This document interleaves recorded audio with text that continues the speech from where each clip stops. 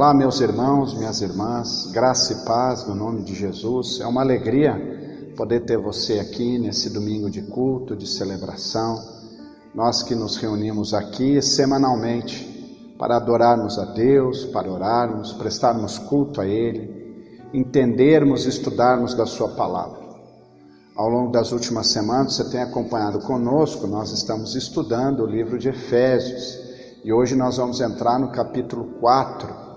E nós vamos ver sobre a importância da unidade da igreja. E à medida em que nós vamos olhando para esse texto, nós vamos percebendo o quanto é importante desenvolvermos certas virtudes em nossa vida que nós vamos ouvir hoje através da palavra ministrada aqui. Eu gostaria de saudar vocês com o texto que se encontra em Efésios capítulo 4, versos 20 em diante, que diz: "Não foi isso que vocês aprenderam de mim. De fato, vocês ouviram falar dele e nele foram ensinados de acordo com a verdade que está em Jesus. Quanto à antiga maneira de viver, vocês foram ensinados a despir-se da velha natureza, que se corrompe por desejos enganosos, a serem renovados no modo de pensar e a revestir-se de uma nova pessoa, criados para serem semelhantes a Deus, em justiça e santidade, provenientes da verdade."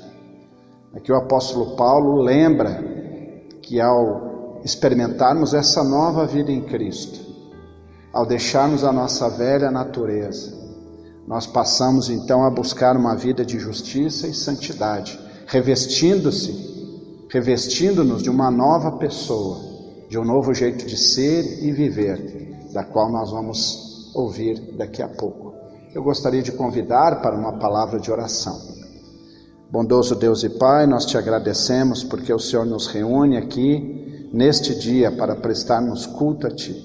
Apesar de separados fisicamente, unidos no mesmo espírito virtualmente, para que a gente possa compreender a Tua palavra. Te pedimos, ó Pai, nos abençoe, nos guie, nos conduza nesse tempo de culto. Nós que não nos reunimos em nosso nome, mas nos reunimos em Teu nome. O Senhor que é Deus Pai, Filho e Espírito Santo está presente aqui entre nós. Fica conosco no nome de Jesus. Amém. Amém.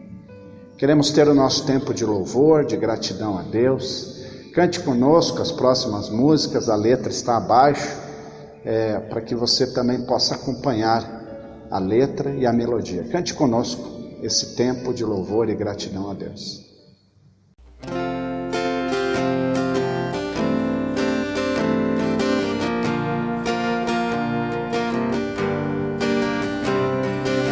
Ele exaltado, Rei exaltado nos céus, e eu o louvarei.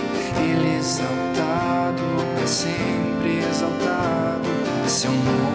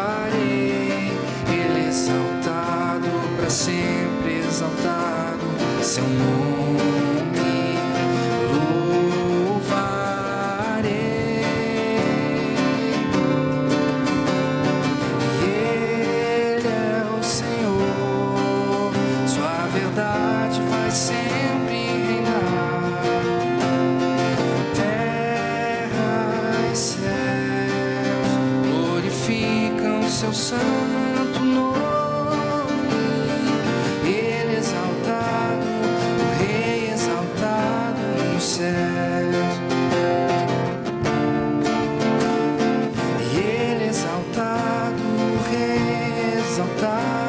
no céu. E Ele exaltado, exaltado no céu.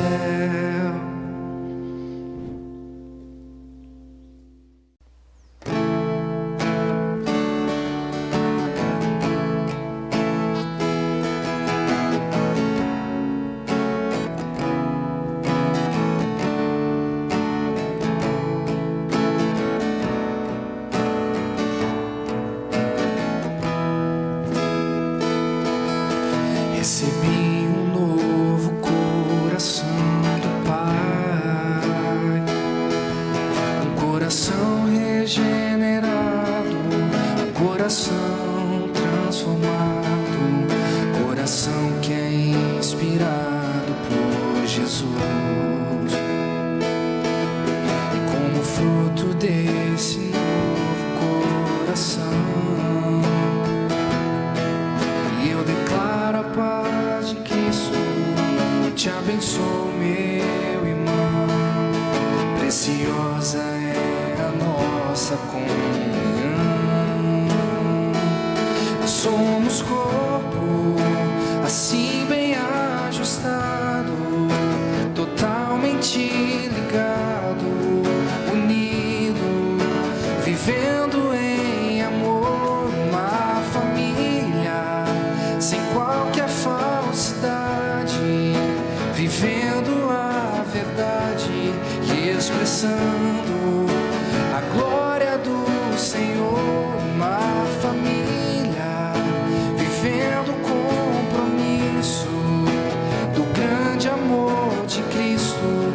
Eu preciso de ti, querido irmão, precioso és para mim, querido irmão. Eu preciso de ti, querido irmão, precioso és para mim, querido irmão.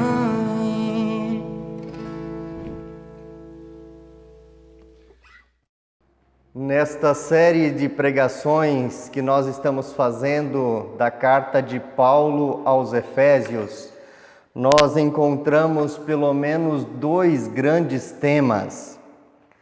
Do capítulo 1 ao capítulo 3, nós vimos que em Cristo Deus está fazendo a nova criação, um novo povo sobre a terra.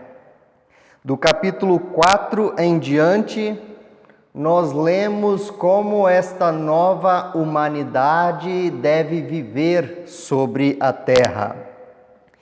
O Evangelho é a verdade de Deus, diz o apóstolo Paulo. É a verdade de Deus revelada aos seres humanos. Ou seja, o Evangelho é a boa notícia que por intermédio de Jesus Cristo, Deus está trazendo de volta todas as coisas, toda a criação. Deus está reconciliando o mundo consigo mesmo. Não há mais grego, não há mais judeu, nem gentio, nem bárbaro. Em Cristo nós somos feito um só povo, irmãos e irmãs. E esta mensagem da união de todos os povos em um só povo gera um testemunho a todas as nações, a todas as tribos e todos os povos. Testemunho este que o povo de Deus deve dar, deve viver e deve anunciar ao mundo. Então, como é que vive este povo de Deus? Ou pelo menos, como é que o povo de Deus deveria viver? O modo como nós vivemos, como nós agimos, como nós falamos e nos comportamos, reflete a transformação que o Espírito Santo já gerou em nosso coração para a honra e a glória do Senhor. ou também pode revelar a vergonha do pecado, a falta de santidade para a desonra do nome de Jesus. Este é o tema central da nossa reflexão de hoje. Como é que o povo de Deus na terra deve viver em unidade, em santidade? E qual é o nosso testemunho para as nações? Eu leio Efésios capítulo 4, versículo 1 a 6, que é base da nossa reflexão de hoje.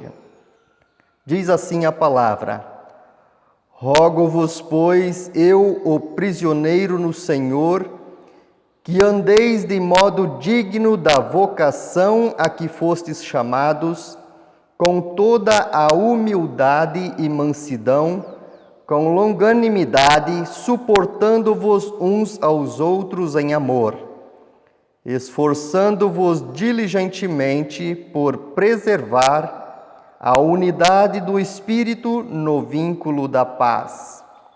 Há somente um corpo e um Espírito, como também fostes chamados numa só esperança da vossa vocação. Há um só Senhor, uma só fé, um só batismo, um Deus e Pai de todos, o qual é sobre todos, age por meio de todos e está em todos. John Wesley dizia: Deus não tem nada a ver com uma religião solitária. Ninguém vai ao céu sozinho. A igreja tem as suas falhas. Os membros da igreja podem estar muito longe do que deveriam ser, mas na experiência de viver em união na igreja é que nós encontramos, conhecemos e experimentamos o amor de Deus. O mundo sem Deus não é o que deveria ser. Nós encontramos hoje um mundo esmigalhado por separações, cheio de oposições, de ódio e luta, nação contra nação, pessoas contra pessoas, classe contra classe, e dentro de cada um de nós trava uma luta entre o bem e o mal, luta que nós não podemos vencer sozinhos ou sozinhas. Em Cristo Jesus, Deus está fazendo algo novo. Deus está nos trazendo a reconciliação.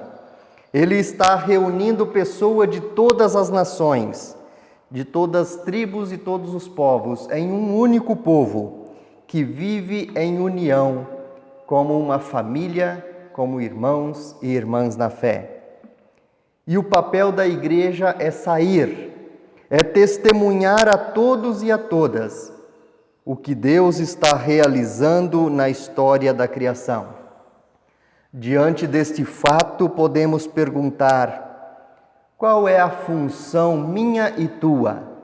Qual é a função dos membros da igreja para que ela possa cumprir a sua missão? Você parou já para se perguntar qual é a sua função dentro da igreja, no corpo de Cristo? Num mundo onde um pisa no outro para poder subir na vida, num mundo cheio de conflito, onde falta harmonia, onde falta união, como podemos dar testemunho do Evangelho em meio a esta confusão? Como as nações se tornarão unidas em Cristo? Para que a igreja tenha bom êxito em sua missão, duas coisas basicamente são necessárias: a unidade entre os cristãos. Sim, nós devemos aprender a nos unir e somar força. E a segunda coisa é dar testemunho do Evangelho. Para que a igreja possa cumprir a sua missão, O caráter dos cristãos deve ser transformado pelo amor de Jesus. E eu trago aqui 5 virtudes que um homem ou uma mulher cristã deve possuir. Quero discorrer brevemente sobre essas 5 virtudes. Primeiro é a humildade. No mundo antigo, a humildade era vista como algo rasteiro, servil, desprezível. Mas a humildade é uma das primeiras virtudes da fé cristã. A humildade acontece quando nós confrontamos a nossa vida com a vida de Jesus, porque só Deus é perfeito, e ser perfeito não é coisa difícil, é simplesmente impossível para nós. A norma cristã é que eu e você, que nós possamos nos tornar tal como é Jesus de Nazaré. Nós devemos crescer à estatura do varão perfeito, diz a palavra. E sozinhos é impossível de chegarmos lá. Poderia perguntar, já tem alguém aí que cresceu a tal ponto de ser igual a Jesus de Nazaré? Eu ainda estou nessa caminhada e eu pretendo chegar lá. Pergunto a você que me ouve nessa pregação, você já cresceu à estatura do varão perfeito? Você já tem chegado a viver, a ser igual a Jesus? Eu ainda estou nessa caminhada e pretendo chegar lá. A segunda virtude cristã é a mansidão, também conhecida como doçura.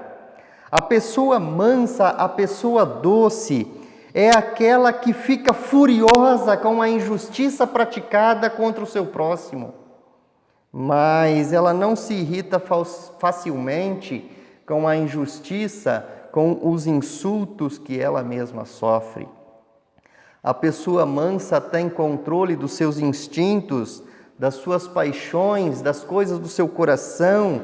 Ela tem controle da sua língua, dos seus desejos. E esta é uma característica importante para um membro da igreja. A pessoa dócil, a pessoa mansa, ela tem a vida controlada por Deus e é guiada por Deus, só vai se irar no momento oportuno. A terceira grande virtude de um cristão é a paciência. A paciência cristã jamais admite derrota. É aquela santa paciência que persiste, que aguenta até o fim. Paciência é ter o poder de se vingar do outro, mas abre mão dessa vingança e não vai à desforra. Trago um exemplo aqui, e todo exemplo sempre é bem limitado. Mas vocês já viram um cachorrinho novo, como ele provoca o mais velho? O novinho ladra, ele molesta, ele grunha, ele ataca o cão adulto, e o cão adulto com uma dentada poderia engolir o pequeno. Mas o cão adulto aguenta toda a rabugice com paciência, com dignidade. Assim, um cristão paciente deve resistir às injúrias sem amargura, sem se lamentar. A quarta qualidade cristã é o amor. Tratar uma pessoa com amor significa buscar o melhor para ela. Amar não é só emoção, é vontade, é uma decisão. O cristão ama justamente aqueles e aquelas que poderia se considerar não são nem dignos de serem amados. Por Jesus, nós aprendemos a amar aqueles que não nos amam, que não nos agradam, e não guardamos amargura nem vingança. Buscamos o maior bem da pessoa, não importa o que ela tenha feito. humildade, mansidão, paciência e amor. São as 4 grandes virtudes da fé cristã. Você as tem? Humildade, mansidão, paciência e amor. Para termos essas 4 virtudes, nós precisamos beber da chamada fonte da paz. Sem a unidade do Espírito, não há paz. Por isso Paulo diz, façam de tudo para preservar o vínculo da paz. Sem a paz, não há humildade, não há mansidão, não há paciência nem amor. Esta sagrada unidade deve ser a marca da igreja cristã em meio a um mundo de horrores. Esta paz somente existe quando Cristo nasce em nosso coração. E é o Espírito que dá esse novo corpo à igreja. E é também o Espírito que mantém a igreja de Jesus viva sobre a terra. Cada um e cada uma de nós somos chamados e chamadas a sermos cada vez mais parecidos e parecidas com Jesus. Aquele e aquela que ocupa um cargo na igreja também tem a missão de fazer com que o corpo de Cristo continue crescendo, continue sendo edificado. Ou seja, o propósito da igreja é produzir homens e mulheres que sejam a presença de Jesus no mundo. Cada um e cada uma de nós somos e devemos ser parecidos com Jesus. Concluindo a nossa reflexão, eu deixo uma pergunta provocativa e não quero dar resposta para ela, mas que você possa meditar nessa pergunta. A ti que é membro da igreja, tu dirias com toda a certeza que o Espírito de Jesus habita em ti? Jesus vive em ti? Se sim, não permita que as propagandas da moda religiosa te arrastem de um lado para o outro por qualquer vento de doutrina. Continue crescendo em Cristo e se tornando a cada dia mais parecido com Jesus. Viva cada dia na comunhão com o Senhor, na união da igreja, no testemunho da sua fé. Que dos altos céus, Deus o Pai, derrame sobre a sua vida um rio de paz perfeita, e que o Espírito Santo produza em seu coração a humildade, a mansidão, a paciência e o amor cristão. E que Jesus seja o cabeça, o guia para todo o sempre. Amém. Deixa Jesus encher tua vida com seu Espírito e seu amor, encher teu coração de gozo e louvor. Deixa Jesus cuidar das coisas que te fazem feliz e andarás do modo como a Bíblia diz. Ó Cristo, meu Cristo, vem em mim morar. Ó Cristo, meu Cristo, vem em mim morar.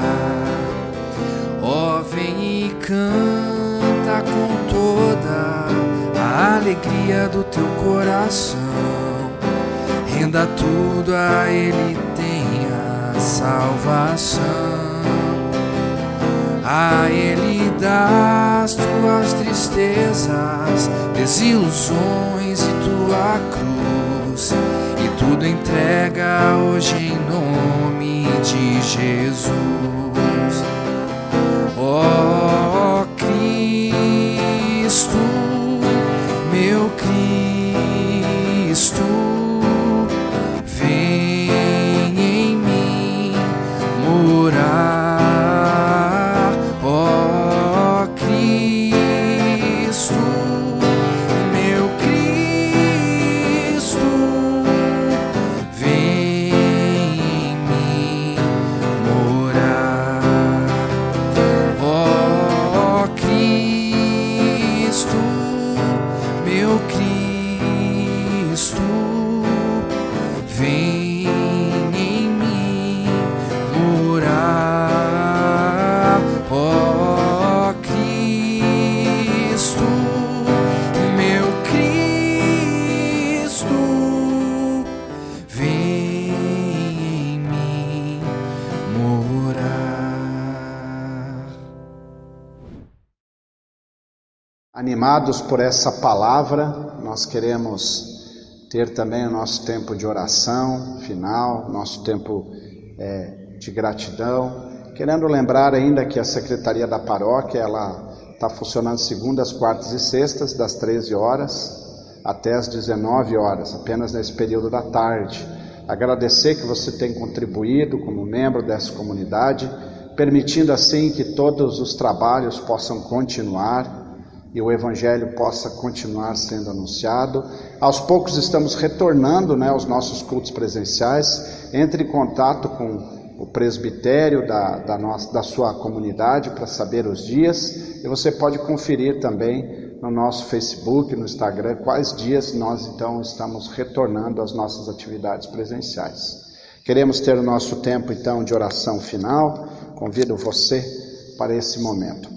Bondoso Deus, amado, querido Pai, nós te agradecemos pela palavra que ouvimos nesse dia, pelas músicas, pelas ofertas que podemos levantar e também dedicar a Ti. Te pedimos, ó Pai, que o Senhor derrame da Tua graça, da Tua bênção sobre a nossa igreja. Nos lembramos das pessoas enlutadas, que choram e se entristecem com a perda dos seus queridos. Que Teu Espírito as console, as carregue, Senhor, nesse tempo de luto, de dificuldade e de sofrimento. Lembramos também, Senhor, dos nossos queridos que estão enfermos, estão doentes, lutando, Senhor, com sofrimento físico, emocional.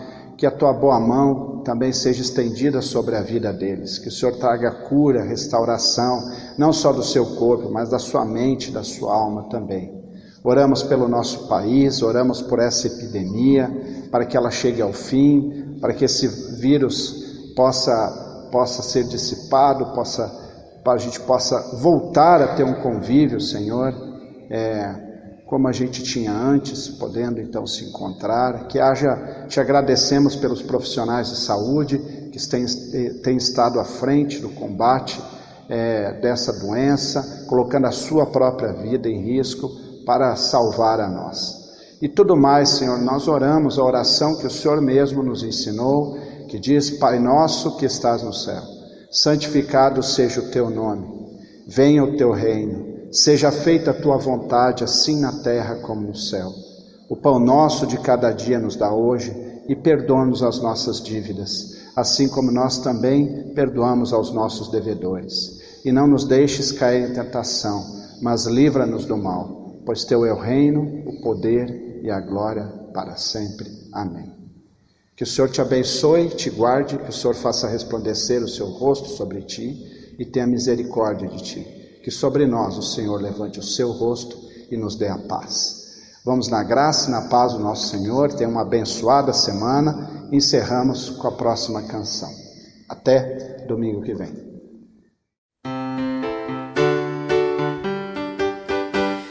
Refugia a glória eterna de Jesus, o Rei dos Reis. Breve os reinos deste mundo seguirão as suas leis. Os sinais da sua vinda já se mostram cada vez. Vencendo, vem Jesus. Glória